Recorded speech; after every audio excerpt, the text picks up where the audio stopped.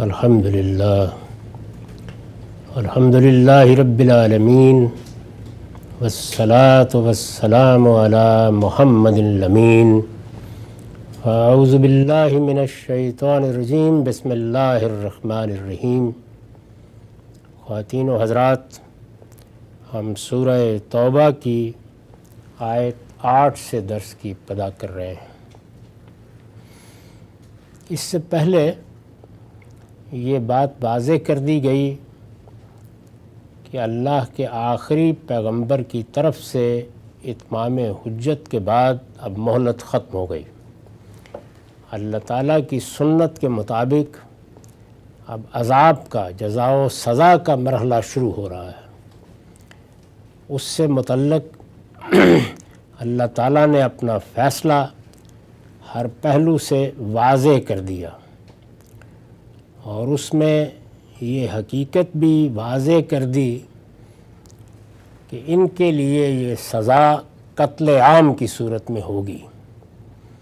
یہ قتل عام انسانوں کے ہاتھ سے ہونا تھا، وہ انسان کے جن کے تعلقات تھے، روابط تھے، عزیزداریاں تھیں، بلکہ کوئی کسی کا باپ، کوئی کسی کا بیٹا اور کوئی کسی کا بھائی بھی تھا۔ اس لیے بعض ضعیف لوگوں کے ذہن میں سوالات بھی پیدا ہوئے، اور یہ خواہش بھی پیدا ہوئی کہ معاہدات کو ابھی کچھ دیر تک باقی رکھا جا سکتا تھا۔ یہ وہی خواہش ہے جو مہلت کے عنوان سے پیدا ہو جاتی ہے، اور انسان اپنی کمزوری کی وجہ سے یہ خیال کرتا ہے کہ آج نہیں تو کل ان کے لیے کوئی راہ نکل آئے گی۔ اس کو سامنے رکھ کر اب یہ تبصرہ شروع ہوا تھا، اور فرمایا تھا کہ کیف یکون للمشرکین عہد عند اللہ و عند رسولہ، اللہ اور اس کے رسول کے ہاں ان مشرکوں سے کوئی عہد کس طرح باقی رہ سکتا ہے؟ یعنی یہ جس مقام پر پہنچ گئے، انہوں نے جو رویہ اختیار کر لیا، اب کسی عہد کا کیا سوال ہے؟ اور اس میں پھر استثناء بیان کیا تھا کہ اِلَّا الَّذِينَ عَاهَدتُّمْ عِندَ الْمَسْجِدِ الْحَرَامِ فَمَا اسْتَقَامُوا لَكُمْ فَاسْتَقِيمُوا لَهُمْ إِنَّ اللَّهَ يُحِبُّ الْمُتَّقِينَ، کہ البتہ جن لوگوں کے ساتھ تم نے مسجد حرام کے پاس عہد کیا تھا، میں یہ عرض کر چکا ہوں کہ یہ معاہدہ حدیبیہ کی طرف اشارہ تھا۔ یہی معاہدہ اس طرح کے تعارف کے ساتھ بیان کیا جا سکتا تھا۔ تو قرآن مجید نے یہ کہا کہ یہ معاہدہ چونکہ موقت تھا، یعنی اس کا وقت طے تھا، اس لیے اس کو یک طرفہ طور پر ختم نہیں کیا جا سکتا۔ اس کی یہی صورت ہوگی کہ یا وقت پورا کیا جائے گا اور اس کے بعد ہی قریش کی دار و گیر شروع ہوگی، دوسرے علاقوں تک بات پہنچا دی جائے، ان کے ساتھ معاملہ شروع کر دیا جائے، لیکن ان کے ساتھ یعنی قریش مکہ کے ساتھ آخری معرکہ اب اسی وقت ہوگا جب کہ اس معاہدے کی مدت پوری ہو جائے۔ تاہم اگر ان کی طرف سے معاہدے کی خلاف ورزی ہو جاتی ہے تو اس صورت میں مسلمان پابند نہیں ہوں گے۔ تو یہ فرمایا تھا کہ سو جب تک وہ تمہارے ساتھ سیدھے رہیں تم بھی ان کے ساتھ سیدھے رہو۔ اس پر میں نے لکھا ہے، یہ بات اگرچہ اوپر بیان ہو چکی ہے کہ ایسے موقت معاہدے یعنی جن کا وقت طے تھا، 2 سال کے لیے، 4 سال کے لیے، 10 سال کے لیے، یہ معاہدہ 10 سال کے لیے تھا۔ یہ بات اگرچہ اوپر بیان ہو چکی ہے کہ ایسے موقت معاہدے جن کی خلاف ورزی نہیں ہوئی وہ باقی رہیں گے، لیکن معاہدہ حدیبیہ کی اہمیت چونکہ غیر معمولی تھی اور یہ 10 سال کے لیے کیا گیا تھا، اس لیے سلسلہ کلام کو روک کر متنبع کر دیا ہے کہ یہ معاہدہ بھی اس وقت تک باقی رہے گا جب تک قریش اس پر قائم رہتے ہیں۔ اور اس میں یہ تنبیہ بھی کر دی تھی کہ ان کے ساتھ جب تک یہ سیدھے رہتے ہیں تم بھی سیدھے رہو، اس لیے کہ اللہ ان لوگوں کو پسند کرتا ہے جو بدعہدی سے بچنے والے ہوں۔ بدعہدی یہ ایک اخلاقی قدر کی خلاف ورزی ہے۔ عہد کی پابندی دنیا میں جو اخلاقی اقدار انسان نے اپنے شعور سے اپنے باطن میں دریافت کی ہیں، ان میں سب سے بڑی قدر ہے۔ اس لیے خاص طور پر توجہ دلائی کہ یہ اگرچہ اللہ کے عذاب کے مستحق ہو گئے ہیں، ان پر حجت پوری ہو گئی ہے، لیکن اخلاقی اصولوں کی خلاف ورزی نہیں ہو سکتی۔ چنانچہ معاہدہ پورا کیا جائے گا، ہاں ان کی طرف سے خلاف ورزی ہو جائے تو اس کے بعد مسلمان پابند نہیں رہیں گے۔ تو اس میں یہ کہا ہے کہ ان اللہ یحب المتقین، اللہ ان لوگوں کو پسند کرتا ہے جو بدعہدی سے بچنے والے ہوں۔ یہ لفظ تقوی استعمال ہوا ہے۔ عربی زبان میں یہ لفظ کبھی اپنے فعل کے لحاظ سے استعمال ہوتا ہے، کبھی اپنے مفعول کے لحاظ سے استعمال ہوتا ہے، اور کبھی ایک جامع تعبیر کے طور پر بھی استعمال ہو جاتا ہے۔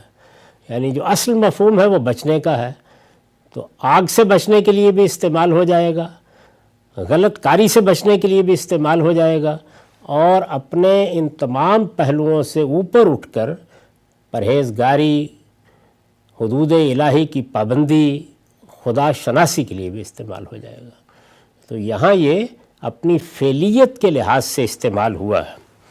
اس پر میں نے لکھا ہے اصل میں لفظ تقوی آیا ہے، اس کے لغوی معنی بچنے کے ہیں۔ جس چیز سے بچنے کی طرف اشارہ مقصود ہے وہ سیاق سے مفہوم ہو رہی ہے، یعنی کس چیز سے بچنا ہے وہ پچھلے جملے سے واضح ہے، اس لیے لفظوں میں بیان نہیں ہوئی۔ یعنی ایسے موقعوں پر عربی زبان میں مفعول کو حذف کر دیتے ہیں۔ قرآن میں جگہ جگہ یہ لفظ اس طریقے سے استعمال ہوا ہے۔ لفظ فسق کے معاملے میں بھی آگے یہی اسلوب اختیار فرمایا ہے، یعنی فسق کا لفظ بھی اسی طرح مختلف جہتوں میں استعمال ہو جاتا ہے۔ تو یہاں اس کا مطلب کیا ہوا؟ جو بدعہدی سے بچنے والے ہوں، یعنی اللہ ان لوگوں کو پسند کرتا ہے جو بدعہدی سے بچنے والے ہوں۔ تقوی میں بہت سی چیزیں شامل ہیں، لیکن یہاں اس خاص پہلو کو پیش نظر رکھ کر یہ لفظ استعمال ہوا ہے۔ تو پیچھے بات کہاں سے چلی تھی کہ ان مشرکوں کے ساتھ کوئی عہد کیسے اب باقی رہ سکتا ہے، یعنی یہاں سے بات شروع ہوئی۔ اس کے بعد یہ بتایا کہ ہاں البتہ ہم نے اگر کوئی موقت معاہدہ کیا ہے، یعنی وقت کی پابندی طے کی ہے، اس کی ضرور پیروی کی جائے گی۔ یہ استثناء تھا یا تنبیہ تھی۔ تنبیہ کے بعد پھر اسی جگہ سے بات کو متصل کر دیا۔ وہ بات کیا تھی؟ کیف یکون للمشرکین عہد، آپ فرمایا کیف وَإِن یظہروا علیکم لا یرقبوا فیکم، کس طرح باقی رہ سکتا ہے؟ یعنی جملہ یہ تھا کہ اللہ اور رسول کے ہاں ان مشرکوں سے کوئی عہد کس طرح باقی رہ سکتا ہے؟ اب فرمایا وَکیف، کس طرح باقی رہ سکتا ہے؟ وَإِن یظہروا علیکم لا یرقبوا فیکم الا ولا ذمہ، جبکہ حال یہ ہے کہ اگر وہ تم پر کہیں غلبہ پالیں تو نہ تمہارے بارے میں کسی قرابت کا لحاظ کریں نہ کسی عہد کا۔ یعنی یہ بتا دیا کہ اللہ کی طرف سے تو مہلت ختم ہو گئی، لیکن اگر اچھا رویہ ہوتا تو تمہارے کہنے پر ہم اس مہلت کی مدت کو بڑھا بھی دیتے۔ یہ دیکھو کہ کیا یہ کسی رعایت کے مستحق بھی رہ گئے ہیں، یعنی ابھی ان کو مزید مہلت ملنی چاہیے، یہ اگر تمہارے ذہن میں خیال ہے تو پھر ان کے رویے کی طرف دیکھو، کیا فی الواقع یہ اس کا حق رکھتے ہیں کہ ان کو کچھ مزید مہلت دی جائے؟ اور اس میں استدلال کیا ہے کہ تم تو ان کے بارے میں یہ احساسات رکھتے ہو، لیکن ان کا حال یہ ہے کہ اگر کہیں غلبہ پالیں تو نہ کسی قرابت کا لحاظ کریں گے اور نہ کسی عہد کا پاس کریں گے۔ کوئی امکان نہیں اس بات کا۔ ظاہر ہے کہ اس کو مسلمان بھی مختلف موقعوں پر دیکھ چکے تھے۔ اس پر نوٹ ہے، اصل میں علن اور ذمہ کے الفاظ آئے ہیں۔ استاذ امام امین احسن اصلاحی نے وضاحت فرمائی ہے، یعنی یہ جو دو لفظ ہیں کہ نہ قرابت کا لحاظ کرے نہ کسی عہد کا، ان کے لیے جو اصل میں الفاظ آئے ہیں وہ علن اور ذمہ ہے۔ وہ لکھتے ہیں تعلقات کی بنیاد دو ہی چیزوں پر ہوتی ہے، معاشرتی تعلقات کی بنیاد رشتہ رحم و قرابت کے پاس و لحاظ پر، اور سیاسی روابط کی بنیاد باہمی معاہدات کی عائد کردہ ذمہ داریوں کے احترام پر۔ یہی دو چیزیں ہیں جن سے انسانی سماج آگے بڑھتا ہے۔ معاشرتی تعلقات میں اللہ تعالیٰ نے بھی اس کو واضح فرمایا، انسان کا ضمیر بھی باندھتا ہے کہ رشتہ و قرابت، رحم کا تعلق، نسل کا تعلق، آبا کا تعلق، یہ حقوق پیدا کر دیتا ہے۔ اور دوسری جانب جب آپ سیاسی روابط کا ذکر کرتے ہیں تو وہاں اصل چیز یہ ہے کہ قوموں کے مابین کس طرح کے معاہدات ہیں، یعنی کیا قاعدے ہیں جن کے تحت تعلقات، روابط استوار کیے گئے ہیں۔ اس وقت ہم جس دنیا میں رہ رہے ہیں یہ معلوم ہے کہ وہ دوسری جنگ عظیم کے بعد جو معاہدات وجود میں آئے انہی کے نتائج کو سامنے رکھ کر اپنا نظم چلا رہی ہے۔ تو یہ معاہدات ہی ہوتے ہیں۔ سیاسی روابط کی بنیاد باہمی معاہدات کی عائد کردہ ذمہ داریوں کے احترام پر، پہلی بات کو جو معاشرتی تعلقات کی بنیاد ہے، پہلی کو عل سے تعبیر فرمایا ہے جو ان حقوق کی طرف اشارہ کرتا ہے جو ایک اصل و نسل، ایک جوہر و معدن سے ہونے یا قرابت اور پڑوس کی بنا پر ایک دوسرے پر آپ سے آپ قائم ہو جاتے ہیں۔ اب ہمارا ایک تعلق پیدا ہوتا ہے کہ ہم نے اس جگہ جنم لیا ہے، اب یہ ہمارے ماں باپ ہیں، اس کے نتیجے میں بہن بھائی کے رشتے وجود میں آ گئے ہیں، تو ظاہر ہے کہ یہ سب کیا چیز ہے، یہ اصل و نسل کا تعلق ہے اور اس کی بنیاد پر بھی بہت سے حقوق مانے جاتے ہیں۔ دوسری کو ذمہ سے تعبیر فرمایا ہے جو ان ذمہ داریوں کی طرف اشارہ کرتا ہے جو کسی معاہدے میں شریک ہونے والی پارٹیوں پر از روئے معاہدہ عائد ہوتی ہیں، یعنی خواہ وہ قومیں ہوں یا ایک قوم کے اندر کے مختلف گروہ، اگر ان کے مابین کوئی معاہدات ہوئے ہیں تو ان کی پابندیاں کی جائیں گی۔ تو یہ فرمایا کہ ان کا معاملہ یہ ہے کہ رشتہ و قرابت کا بھی کوئی لحاظ نہیں اور عہد معاہدے کا بھی کوئی لحاظ نہیں، تو یہ اب کسی مہلت کا استحقاق نہیں رکھتے۔ اس کے بعد آگے یہ فرمایا کہ یرزونکم بافواہہم وتابى قلوبہم واکثرہم فاسقون، اپنے منہ کی باتوں سے وہ تمہیں راضی کرنا چاہتے ہیں مگر ان کے دل انکار کر رہے ہیں اور ان میں سے اکثر بدعہد۔ یہاں دیکھیے فاسق کا لفظ بھی اسی مفہوم میں استعمال ہوا ہے، یعنی عہد کو سامنے رکھ کر وہ لوگ جو عہد کی پابندی نہیں کرتے۔ یرزونکم بافواہہم وتابى قلوبہم واکثرہم فاسقون، اپنے منہ کی باتوں سے وہ تمہیں راضی کرنا چاہتے ہیں مگر ان کے دل انکار کر رہے ہیں اور ان میں سے اکثر بدعہد ہیں۔ اشتروا بآیات اللہ ثمنا قلیلا فصدوا عن سبیلہ انہم ساء ما کانوا یعملون، اللہ کی آیتوں کے عوض میں انہوں نے تھوڑی قیمت قبول کر لی پھر اس کی راہ سے رک گئے ہیں، یقیناً بہت برا ہے جو کچھ یہ کر رہے ہیں۔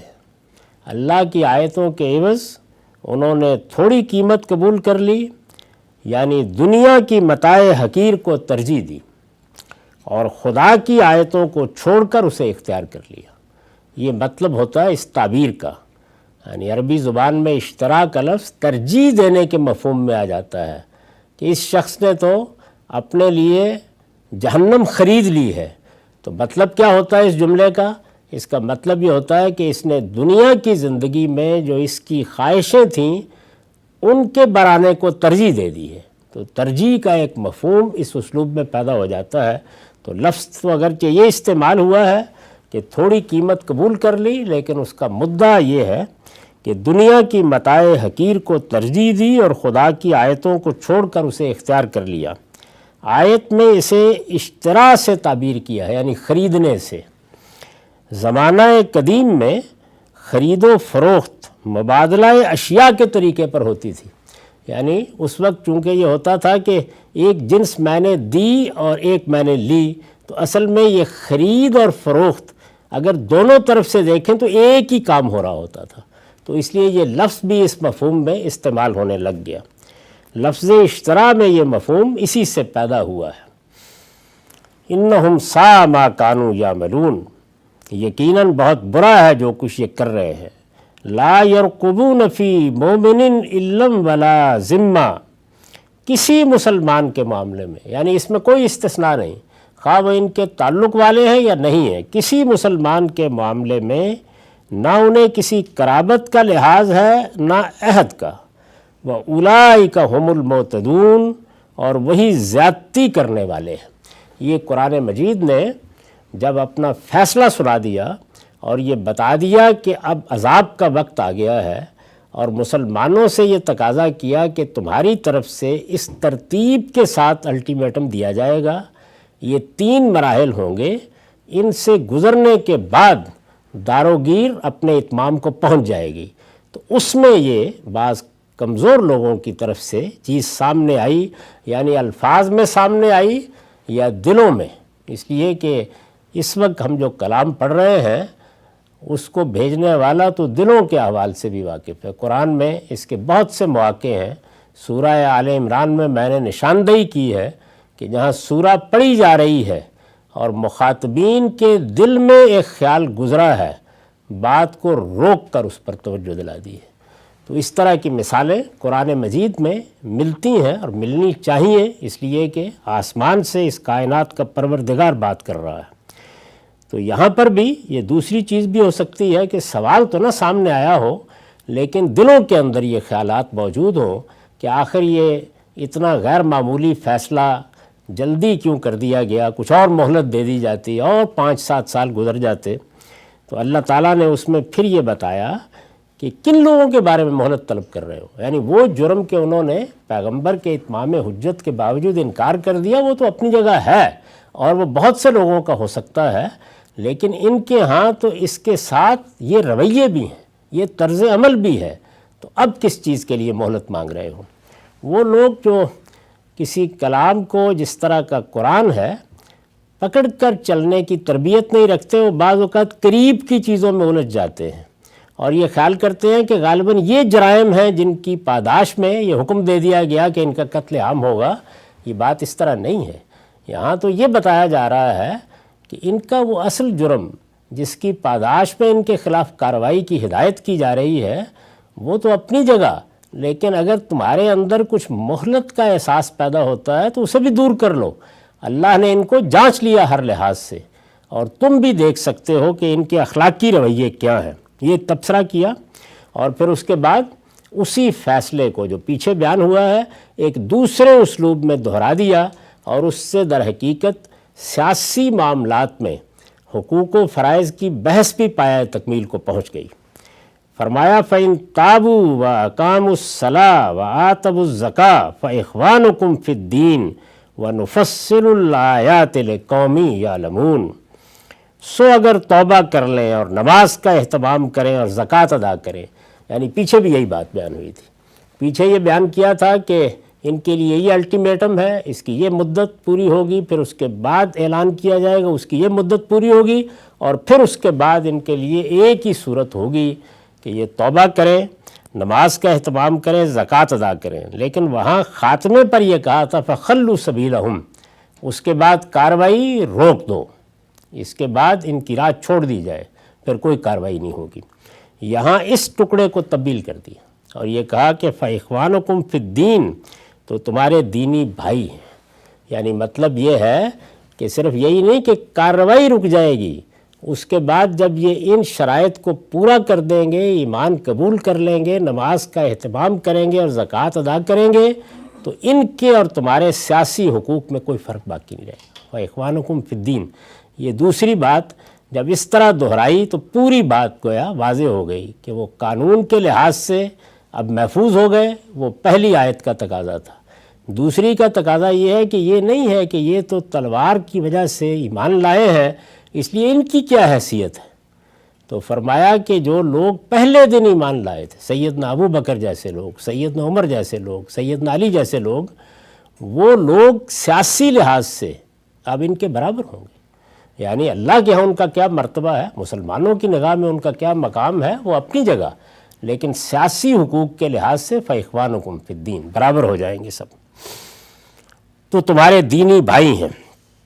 اس پر میں نے لکھا ہے پیچھے انہی شرائط کے بعد فرمایا ہے کہ فخلو سبیلہم، یہاں اس کی جگہ فاخوانکم فی الدین کے الفاظ ہیں۔ اس کی وضاحت میں نے کر دی کہ پیچھے کیا کہا تھا، یہاں کیا کہا، شرائط وہی ہے، بات دہرا کے یہاں آخری حصے کو تبدیل کیا ہے۔ یہ دونوں تعبیرات یعنی فخلو سبیلہم، ان کی راہ چھوڑ دو، اور فاخوانکم فی الدین، تو تمہارے دینی بھائی ہیں، یہ دونوں تعبیرات مل کر حکم کا منشا ہر لحاظ سے واضح کر دیتی ہیں۔ مطلب یہ ہے کہ ان شرائط کے پورا ہو جانے کے بعد ان سے مزید کوئی مطالبہ نہیں کیا جائے گا۔ قانون اور ریاست کے نقطہ نظر سے وہ مسلمان سمجھے جائیں گے، اور وہ تمام حقوق انہیں حاصل ہو جائیں گے جو ایک مسلمان کی حیثیت سے مسلمانوں کے نظم اجتماعی میں ان کو حاصل ہونے چاہیے۔ اس کا شدید اندیشہ تھا کہ لوگ یہ کہتے کہ وہ سب جلیل القدر صحابہ جو پہلے دن ایمان لائے، جنہوں نے دعوت قبول کی، ہجرت کی، اللہ کے پیغمبر کا ساتھ دیا، سب نازک مراحل سے گزرے، اب ان کے سیاسی حقوق ان کے برابر کیسے ہو سکتے ہیں؟ تو مرتبہ زیر بحث نہیں ہے، لیکن قرآن نے فیصلہ کر دیا کہ سیاسی حقوق وہی ہوں گے۔ وہ تمام حقوق انہیں حاصل ہو جائیں گے جو ایک مسلمان کی حیثیت سے مسلمانوں کے نظم اجتماعی میں ان کو حاصل ہونے چاہیے۔ ان میں اور پہلے ایمان لانے والوں کے حقوق و فرائض میں کوئی فرق نہیں ہوگا۔ اور اخوت کا یعنی الفاظ استعمال کیا فاخوانکم، اس لیے کہ یہی رشتہ برابری کا ہوتا ہے۔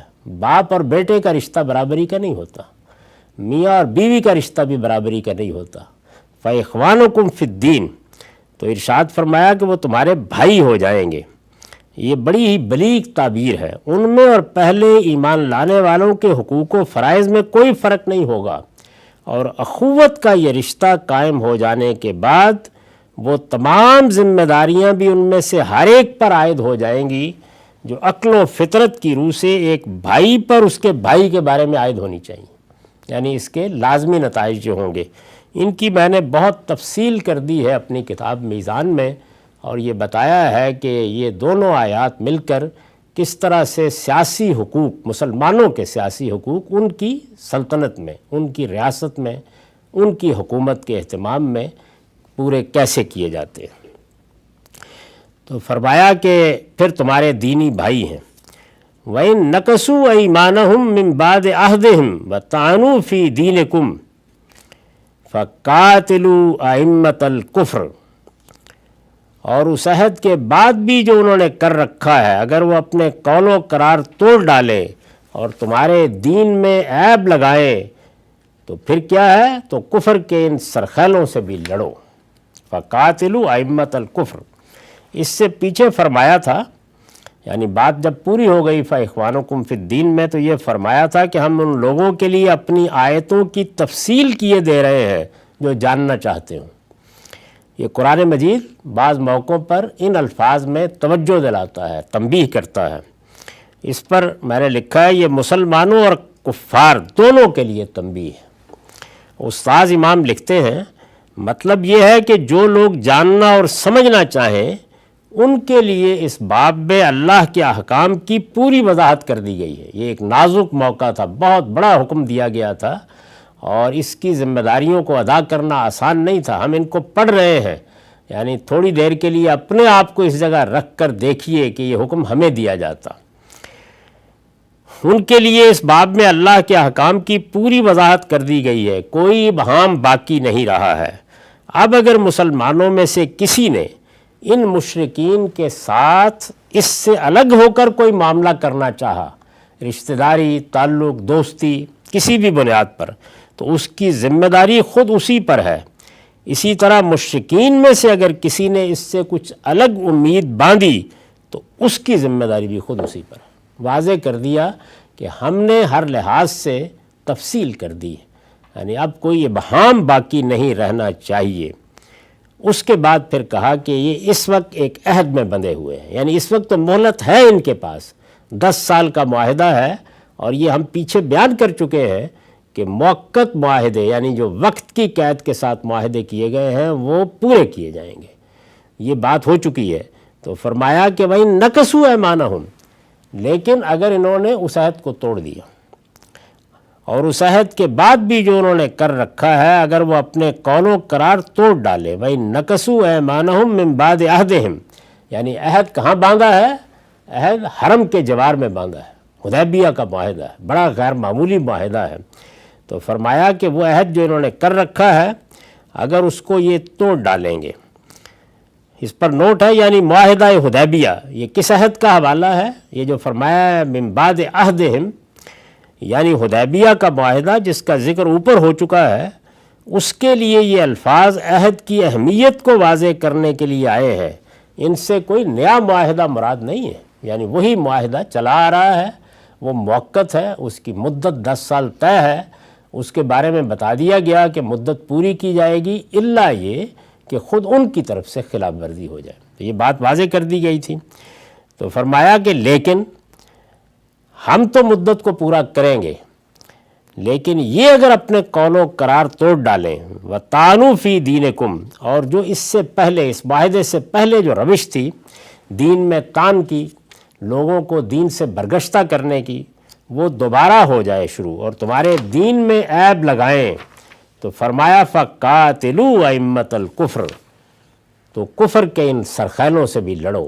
یہاں پہ لڑو کا لفظ اس لیے استعمال کیا کہ جب یہ معاہدہ توڑ دیں گے اور اس کے بعد مقابل میں آئیں گے تو پھر یہ اس طرح تمہاری گرفت میں نہیں ہوں گے، پھر پہلے قتال ہوگا، اس کے بعد وہ نوبت آئے گی کہ تم اس حکم پر عمل کر سکو جو پیچھے بیان کیا گیا ہے۔ اور اس میں قریش کے لیے الفاظ استعمال ہوئے ائمۃ الکفر، کفر کے امام، کفر کے سرخیل، یہ ان کی سیاسی حیثیت کا بیان ہے، اور دونوں اعتبارات سے اس میں کوئی شبہ نہیں کہ وہ ائمہ ہی تھے، یعنی اپنی سیاسی حیثیت کے لحاظ سے بھی، اور جس طرح اللہ کے پیغمبر کی بعثت کے بعد وہ رہنمائی کے مقام پر کھڑے ہوئے اور انہوں نے کفر کی قیادت کی، تو دونوں لحاظ سے یہ تعبیر بالکل صحیح تعبیر تھی۔ تو ارشاد فرمایا تو کفر کے ان سرخیلوں سے بھی لڑو۔ اصل میں ائمۃ الکفر کے الفاظ ہیں، ان کا اطلاق قریش کے سوا کسی اور پر نہیں ہو سکتا تھا۔ یہ جو میں بار بار توجہ دلا رہا ہوں کہ اس معاہدے سے مراد حدیبیہ کا معاہدہ ہے، مسجد حرام کے پاس یہی معاہدہ ہوا تھا، اور یہاں جو ائمۃ الکفر کہا گیا ہے قریشی کو کہا گیا ہے، تو اس کو اگر آپ دوسری تفسیروں میں دیکھیں گے تو یہ واضح ہو جائے گا کہ یہ کیوں توجہ دلائی جا رہی ہے، اس میں بڑی غلطیاں ہوئی ہیں۔ اصل میں ائمۃ الکفر کے الفاظ ہیں، ان کا اطلاق قریش کے سوا کسی اور پر نہیں ہو سکتا تھا، وہی پورے عرب کے سردار اور پیشوا تھے، اور دین کے معاملے میں تمام اہل عرب انہی کے تابع تھے۔ چنانچہ رسول اللہ صلی اللہ علیہ وسلم نے جب اپنے بعد کے لیے سیاسی نزاع کا فیصلہ فرمایا، یعنی یہ توقع تھی یا اندیشہ تھا، کہیے یہ اندیشہ تھا کہ بعد میں ایک نزاع برپا ہو جائے گی۔ انصار ایک لمبے عرصے تک رسول اللہ کی قیادت میں حکمرانی کرتے رہے تھے، یعنی مدینہ میں جب ریاست قائم ہوئی تو وہی تھے کہ جن کی حمایت، جن کی مدافعت سے ریاست قائم تھی، اور وہی تھے کہ جن کی اکثریت کی رسالت مآب صلی اللہ علیہ وسلم نے ہمیشہ اس کی عزت کی اور ان کو عزت دی اور اس کے مطابق ہی فیصلے کیے۔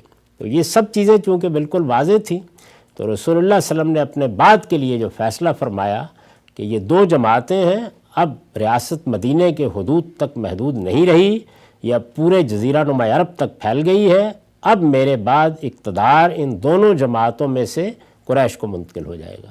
تو یہ فیصلہ جب کیا تو اس کے الفاظ یہی ہیں کہ میں یہ فیصلہ کیوں کر رہا ہوں، وجہ بیان کیا ناس و طبع لقریش، اس لیے کہ اس جزیرہ نما عرب میں لوگ اسی قبیلے کی پیروی کرتے ہیں، انہی کو قیادت اور سیادت حاصل ہے۔